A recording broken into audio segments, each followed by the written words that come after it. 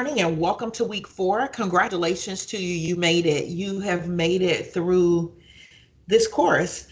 This is our last coaching session together, our last empowerment session, but this is the beginning of your new life, your life after the shift.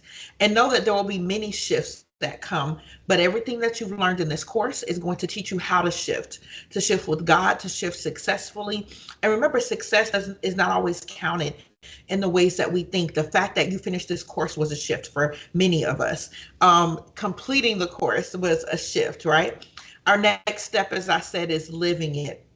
I want to encourage you here to not allow fear to cause you to shrink, step back, because as we talk about living it, right? So sometimes we can walk through something and we can learn some new tools and strategies, but then it's the implementation that we get hung up on or used to get hung up on. But in this season, as we've shifted, we're going to step into these places boldly. That means that we are not allowing the enemy to scare us anymore, because sometimes he can scare us again with success greater than fear. But then also we're going to remember that perfection is a lie.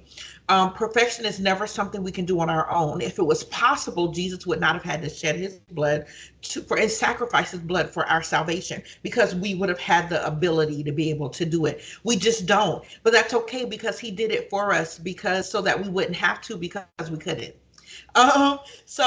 Remember also that the standard is growth. It is not about growing based on someone else, growing based on what the expectation is or what it looks like on social media. And well, man, she's the same age as me, I should be doing what she's doing. Well, baby, you didn't walk the life she walked, just like no one's walked the life that you've walked. So remember what the standard is, and it's actually growth. It is about us not shrinking back, but stepping in and showing up in the room boldly, authentically as us, right?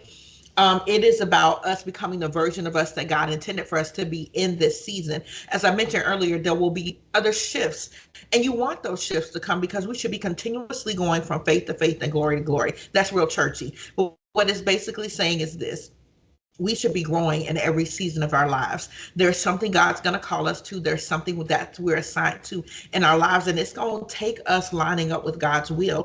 We can know his will. He can even let us in on what he's doing in the earth, but we have to make the decision of whether or not we are going to actually sign up for it and do that. So I'm moving a little bit. I noticed that I've got the blurry background, but I see the little spot, but I'm not going to worry about that. I'm not going to let myself get distracted. We're going to stay focused.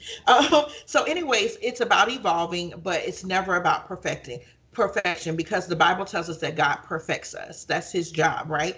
And it's not about bringing us to a place again that will never make a mistake, but it is about us being able to embrace who we are, who he's called us to be, and to be able to be that fully in the face of errors and mistakes and situationships and all of those things, because at the end of the day, it is through the things that we consider failures that we actually learn and grow. So my question is it really a failure, or is it a stepping stone? It's all about perspective, right?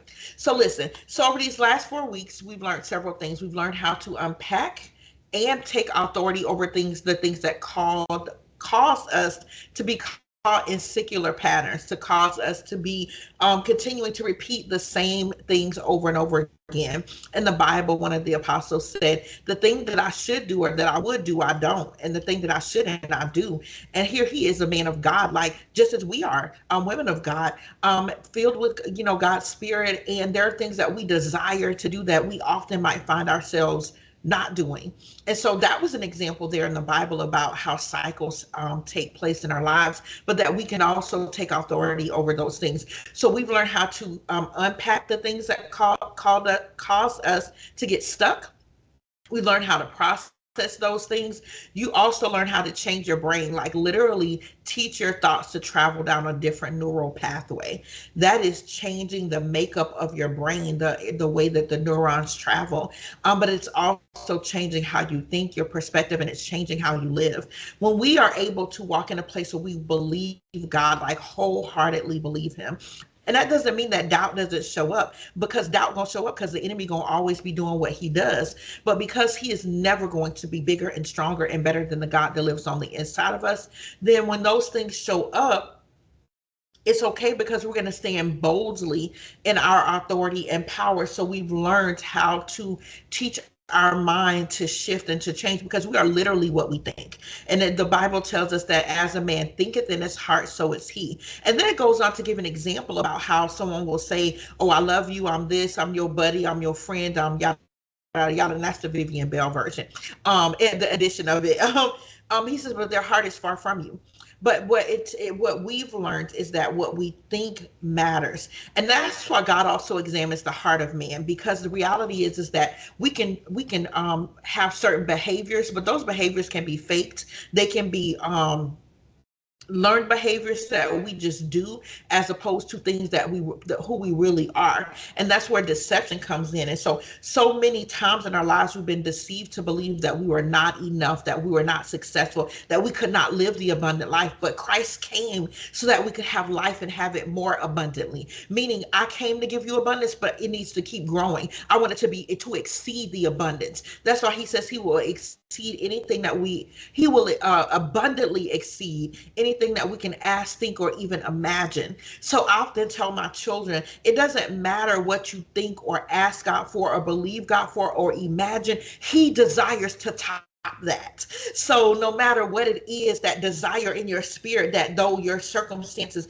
may look like you will never ever achieve those things, God spoke it, baby, it's done. It was done when he said it. Because what he does when he tells us something, he is just making us aware that it already exists. So that thing that's on the inside of you that you can't shake, that determination. And people say you're just resilient and you're determined, and yes, you're those things because God made you those things, because he put that desire inside of you to be the teacher or the billionaire so that you can help other people, or to be the coach or the counselor or whatever it is he put on the inside of you. That's what he means. I believe that it's twofold when he says that he will give us the desires of our heart. He will give us what to desire because he's placed in us a purpose, but then he also will give us the desires of our heart as we line up with his will for our lives. We will desire things. Sometimes have you ever just thought something would be really great if you had it, and it's not a big deal. It might seem like it's something small to you, and before you know it, that thing has walked right into your life. That is because God cares about you, and he has placed desires in you, and then he delights in blessing you and giving you the things that you desire, that may not even be a necessity, but it is something that your heart desires. So he is saying, hey, I want to bless you in this way. So we've unpacked and taken authority over things. We've learned how to change our mind. And then we've created life-changing declarations.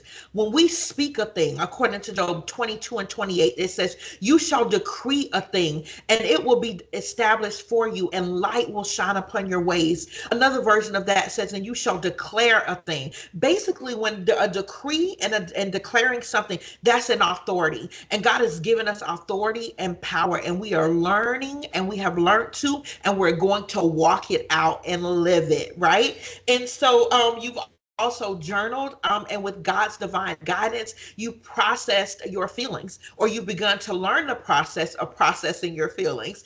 And I want to encourage you here, if in this place of processing your feelings and recognizing that perhaps certain things or certain people in your life or your past were the weapons that the enemy used against you, and you're battling unforgiveness, offense, fear, doubt, any of those things, do not hesitate in this moment, in this season, to reach out and get coaching, counseling, or whatever you need. Now, if you decide that Coach V isn't the one I want to coach me, I don't really care about that. I want you to get what you need. So find whoever it is that God is leading you to and get the assistance that you need, because your future, your seed, the seed of your generations, the seed of business, the seed of all these things that God has given you to birth in the earth, they're going to be stillborn if you don't get the help that you need here in this place. And again, I don't say that just because I'm a board certified biblical counselor. That was never something I signed up for.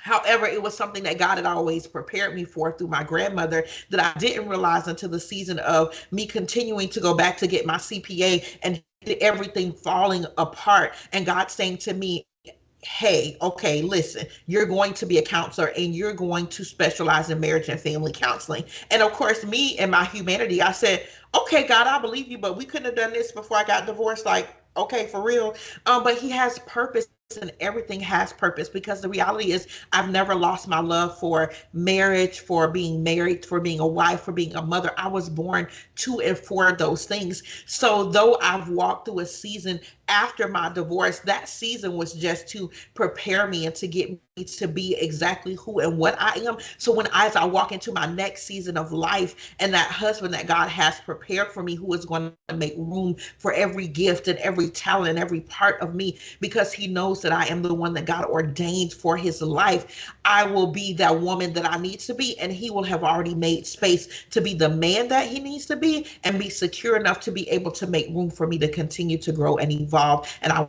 will do the same for him. So God had a purpose and a plan, just like he does for your life. So now, and then we've journaled about it, as I stated, and so we've also learned 4 things. We've learned that we are responsible for our lives, that we are what we think, that we are already enough, and this week we are learning that we are already victorious, and we're fighting from that victory, and now we're going to live our lives. And that's what this week's workbook title is: Live Your Life. And so I'm not a person who usually reads word for word, but I need to read this. It is, if you turn to the page that starts to the left, it's a purple page that says you are victorious.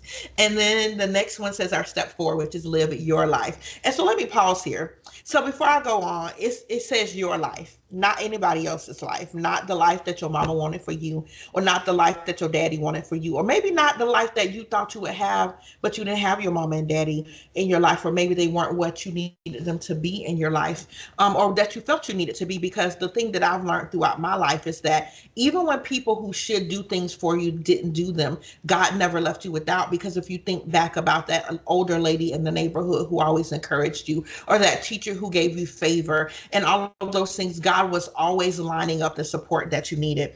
But so when we talk about living our lives, last night I was watching this show, and it's actually Watson, the one with Morris Chestnut in it. And this woman, she said, so she had befriended this other lady. These 2 women are like day and night, absolutely like day and night. One is this country, clean cut, like proper sort of female, and she's found herself in this season of her life where so many things are changing, and she's learning that she doesn't have to stay this proper, follow the rules that people gave you, or told you that you should live your life by type of person. And she's coming into her own. Now, as she's coming into her own, she's met this other girl who seems like she is just like this ball of fire, this spitfire. But as she continues to befriend her, she's learning more and more things about her, and it's challenging her identity and who she is. And so she says to her, because she's befriended her, she's tried to be kind to her, and she's really broken her heart as a friend and disappointed her in certain ways. And it's not that this preppy girl is judging her, because this girl has already told her that she killed her father, and she's still befriending her because she's saying, I see you, I understand that you went through this thing in your life, but I'm not judging you. So she wasn't judging, but she said to the lady, she says, I don't know if I should be more like you, or if I should be happy that we seem to be increasingly different. Like, I'm finding increasingly that we're different. And so she says to her, let me, exactly how she said it was, she said, I don't know if I should be more like you or be glad that we seem to increasingly be different. And that's how she said it. And the lady said to her, she got ready to leave the room, and she came back and she looked at her and she said, be you, because I can't. So we're going to learn to be us in every season of our lives, embrace us, knowing that we are enough, and live in the abundance that God created us to live in. So live your life. You are always intended to live in abundance in every area of your life. That's spiritually, financially, mentally, emotionally, relationally, every area of your life. When God created you, he created you to prosper. Yes, you, in every area of your life. And you might look at this now and you might think, I'm not prospering. But let me ask you this, by what measure are you measuring your prosperity? I looked at my business and I felt like my business wasn't prospering because I had not met certain markers financially. But what I failed to realize, in a training that the Holy Spirit pressed me to attend, and it had some, I also, it was an opportunity for me to gain some finances for my business. I was not awarded those finances, but as several of my true blue sisters in Christ have told me, honey, you got to go the ticket. You won because the people, it had to do with an organization called Self-Made and Verizon. They partnered together to give $5,000 for marketing, advertisement, and to increase business. But they circled back around in the email and said, we see you, we see your hard work, we see your consistency. Here are some things we think if you tweak them, you're going to find that you are enrolling more people. But they said to me, the example that you shared with one of your clients, they said there are most business owners would give their lives to have the same trust that you have from your clients. So build on that, because your clients consistently staying with you for a year and a half, 2 years, and every program you roll out, they're enrolling in it. Every book you put out there, purchasing every new journal. And like, I was legit measuring, I'm not getting as many new clients as I want, and I don't have this amount of income, but failing to realize that I consistently had a percentage of clients that remained with me. And I thought, well, they just being nice, they know me. No, these people are trusting me with their minds, with their spirits, with their relationships.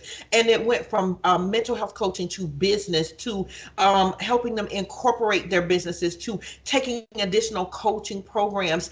And so those things spanned out over a year and a half to 2 years. And I failed to realize that that was God's grace and mercy upon me, but also that he was teaching me to build something that supported people consistently throughout their lives.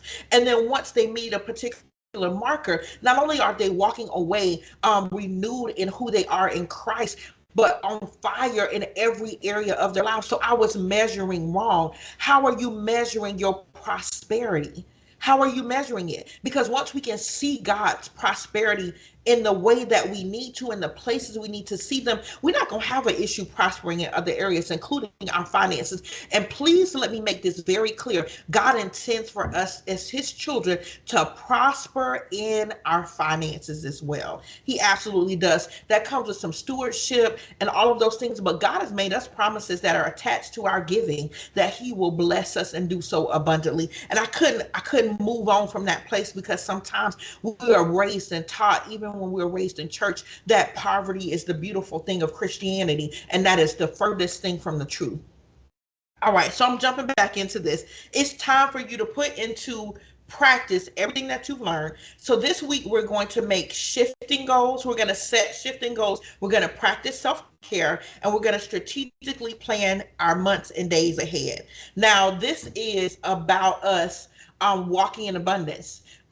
These shifting goals, and what I mean by shifting goals, it means we're going to set goals that align with the shifts that God is making and calling us to in every area of our lives. We're going to practice self-care. That's a part of the shifting, especially for me. Resting is it's a beautiful thing. God has told us to do it. Really, it's a commandment. And when we are able to rest, even in the midst of assignments, projects, businesses, that's a faith move. Sometimes that rest or standing still and waiting on the Lord, it takes bigger faith than it does for us to keep moving and to keep putting our hands to things. So we're going to, our next thing, it says the journey. So you're going to map out 30, 60, 90-day goals.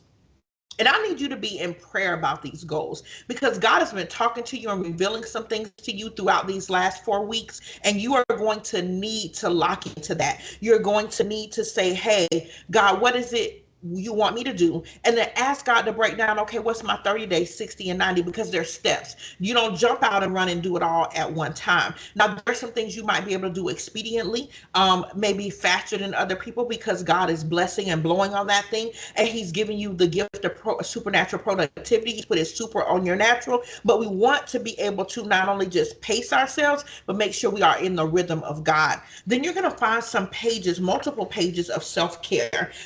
Each page is for the week. And so here you're holding yourself accountable for caring for yourself and doing so well. You're going to think about at the beginning of the week what you're grateful for. And maybe you don't have anything at the beginning of the week. And as the week goes on, you're going to write just one sentence bullets of what you're grateful for. There are going to be exercise and nutrition goals, because as I told y'all earlier in this, your girl's getting her life together. And I'm gonna tell the individual who's my accountability partner right now, though I have not checked in the last 3 days, I'm still doing my stuff. Well, actually, I took a break from the exercising for a little bit because my schedule, but I'll catch you up on that. Anyways, remember, have an accountability partner. My accountability partner keeps me going, and vice versa. But there's exercise and nutrition, because we're responsible for taking care of this temple that God has given us. And then what is your biggest self-care goal for the week? Means what might be a challenge for you, but that is still a goal. You're going to set it. And remember, perfection is not the key. It's consistency and growth. So maybe you do it one day this week, but the next week you're going to find that might be still your same overall self-care goal for the week, but now you've done it 2 times and 3 times, and you're going to keep doing it until it becomes a lifestyle and a change. At the bottom of that, you'll see shifts, or in parentheses, I put good habits. So maybe it is drinking 6 bottles of water a day. And so you will bubble in. I did that on Sunday. I did it on Tuesday, and I did it on Saturday. Don't beat yourself up because you ain't got every bubble for the week. You might never have every bubble for the week, but it's about accountability. And so these sheets are going to help you stay accountable. Now, after that, also, you're going to find that you have a monthly and weekly calendar section. So that's why this is a workbook, because we're working this out, right? So they're undated calendars. You're going to label it. At the bottom, you're going to put overall to-dos for the month. If there's something specifically you need to do, like there's some applications that I need to have finished by the end of August, those are going to be on my to-do list. They're actually on my to-do list. I just haven't written them in this book.